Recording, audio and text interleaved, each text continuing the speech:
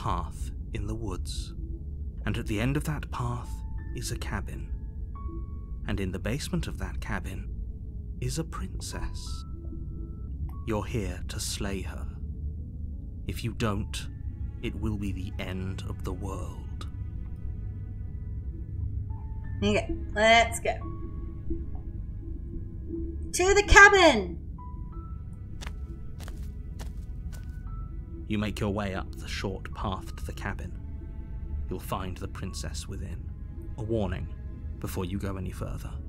She will lie, she will cheat, and she will do everything in her power to stop you from slaying her. Don't believe a word she says. We're not going to go through with this, right? She's a princess. We're supposed to save princesses, not slay them. Ignore him. He doesn't know what he's talking about. Okay, let's go.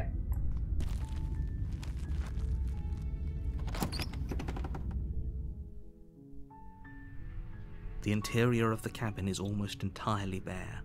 The air is stale and musty, and the floor and walls are painted in a fine layer of dust. The only furniture of note is a plain wooden table. Perched on that table is a pristine blade. The blade is your implement. You'll need it if you want to do this right. Okay, I think we want the blade. You take the blade from the table. It'd be rather difficult to slay the princess and save the world without it.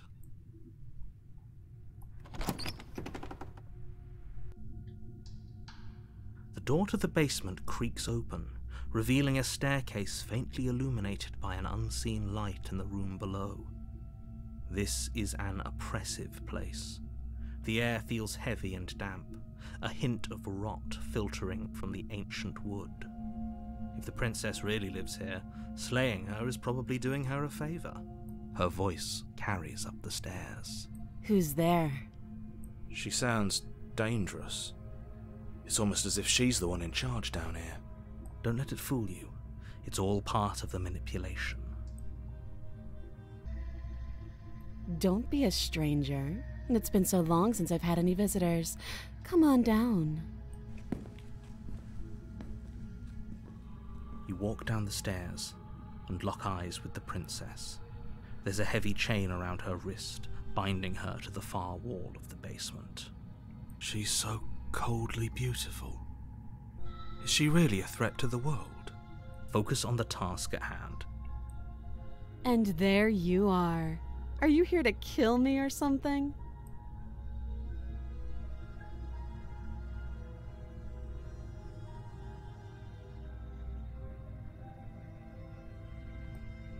Then why did you bring a knife with you?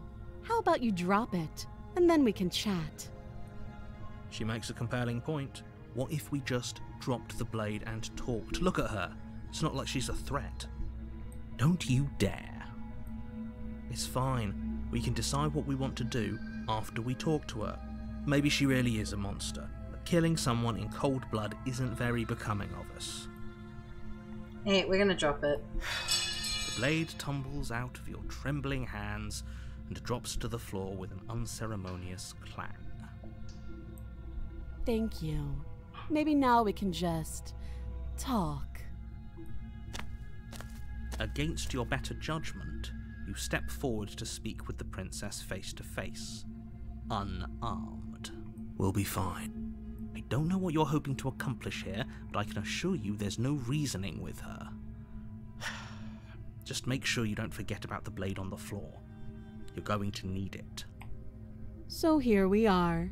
What an awkward start to a relationship.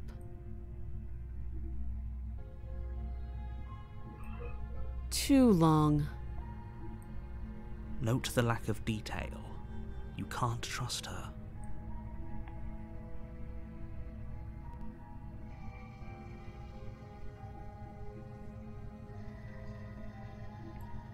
You can't. Don't bother. I'm guessing you don't have the key then. I'm sure there's a key somewhere around here, and if there isn't, well, we can always put that knife to good use. Her sharp eyes settle on the edge of the blade. She isn't suggesting what I think she's suggesting, right? She is. She is. I'm sure of it.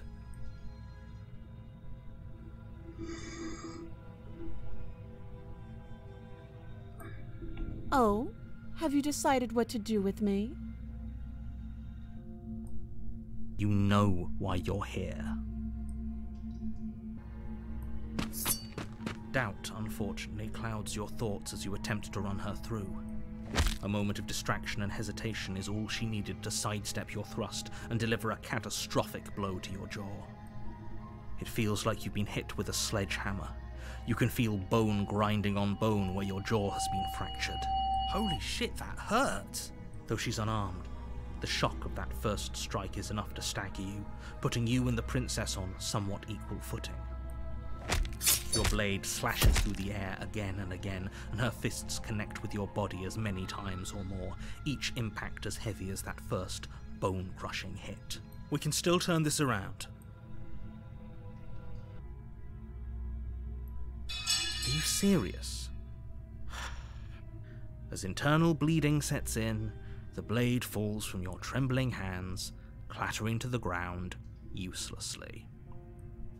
You lacked the will to finish the job, your bruised and broken body falling to its knees before her. The princess, exhausted, chest heaving with heavy breaths, tosses the blade away from you. This is the end, isn't it?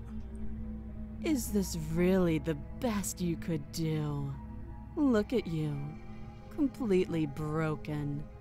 I'd be lying if I said I wasn't a little disappointed. She plants her foot on your chest and pushes you onto your back, the air leaving your lungs in a heavy puff. And then she brings her knee to your throat.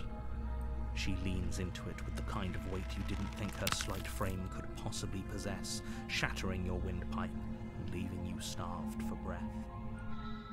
It's too bad. I was looking forward to some company. Everything goes black, and you die.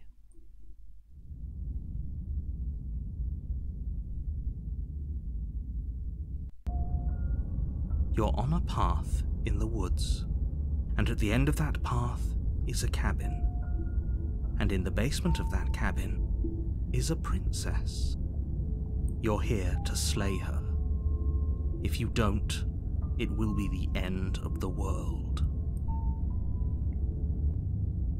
I can assure you that you're not dead. And to answer your second question, you're here to slay the princess. I literally told you that a second ago. If he doesn't remember what happened, then maybe it's best to keep it that way. You know I can hear you, right? It's going to be a lot harder than you think to keep secrets from me. What does it matter what he knows? There's nothing we can do to stop her. She's just going to kill us again. She is not going to kill you unless you let her. But slaying the princess and saving the world is going to be much more difficult than it has to be if you spend the whole time second-guessing yourself. Okay. Let's... yeah. A warning before you go any further. She will lie, she will cheat, and she will do everything in her power to stop you from slaying her. Don't believe a word she says. We might as well just pledge ourselves to her and stop pretending we're capable of doing anything in this situation. She probably doesn't even need to try to overpower us. Can we tone down the pessimism just a smidge? I'm not being a pessimist. I'm just being realistic. You're being annoying.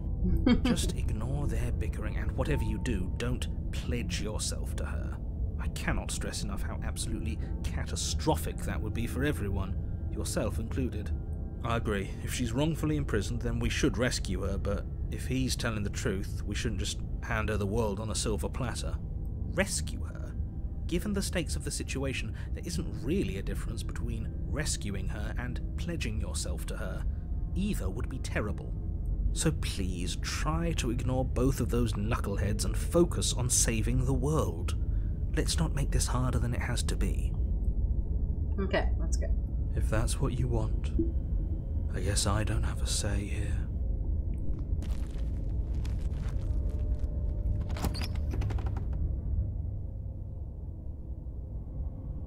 The interior of the cabin is larger and more grandiose than its humble exterior would suggest. The only furniture of note is a massive marble altar with a pristine blade perched on its edge. The blade is your implement. You'll need it if you want to do this right. Why do we feel so small? We don't feel small. We are small.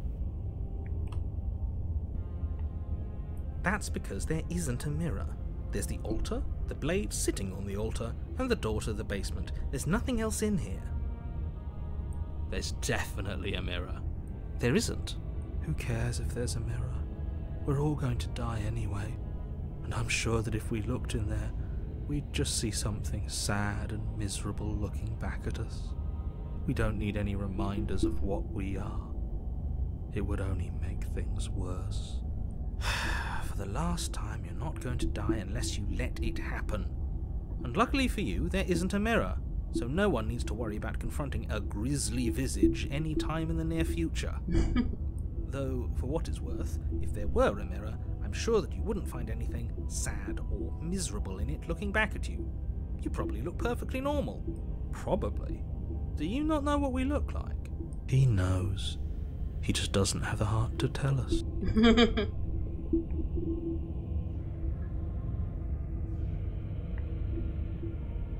But it does matter. Don't you care if we're being lied to? If he's willing to lie about something as innocuous as a mirror, what else is he hiding from us? I'm not lying to you. Use your eyes. There is no mirror. Why would I lie about something so meaningless? What good would a mirror even do? Let you waste time preening yourself instead of doing what needs to be done. The mirror just disappeared, okay. But there was a mirror a second ago. We should count ourselves lucky. Some things are better left unseen. Okay.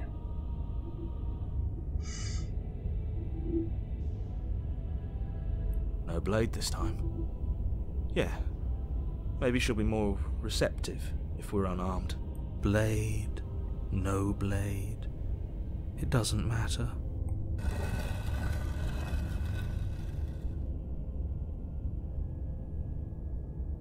The door to the basement creaks open, revealing a spiral staircase. Its steps almost as deep as you are tall. The smell of incense drifts up from below. For a moment, you almost feel at ease. This is actually kind of nice. It's still a stone basement. If the princess lives here, slaying her is probably doing her a favor. Her booming voice rolls up the stairs. Is that a guest I hear? Don't linger on the stairs. Come down and witness me. You weren't kidding when you said it was booming. She wasn't like this last time. You shouldn't have come down here unarmed. We need to get down there. She wants us to see her. We need to see her. Should we be worried about your sudden change in attitude? Just a few minutes ago you were going on about how pointless everything was. Now you want to go down there. It doesn't matter what that little voice says. He's not the one making the decisions.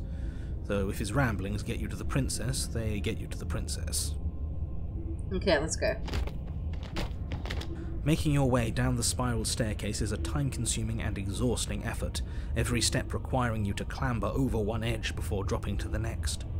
But soon the end comes into view, and you tumble to the bottom, entering the vast, temple-like room beyond. The princess towers over you, almost glowing in the weak starlight, her figure framed by a stained glass window. Her long hair billows around her, and a chain binds her wrist to the far wall.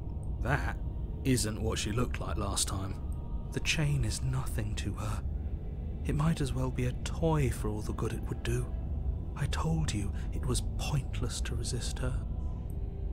The little bird has returned to me. I wonder what he wants. I see your hands are empty. You've already given up, haven't you? You aren't even going to try and kill me. How sweet. And more than a little disappointing. She's disappointed in us? Kneel. On her command, you fall to the floor, knees painfully connecting with hard stone. That's my good little bird. Now, why don't we talk?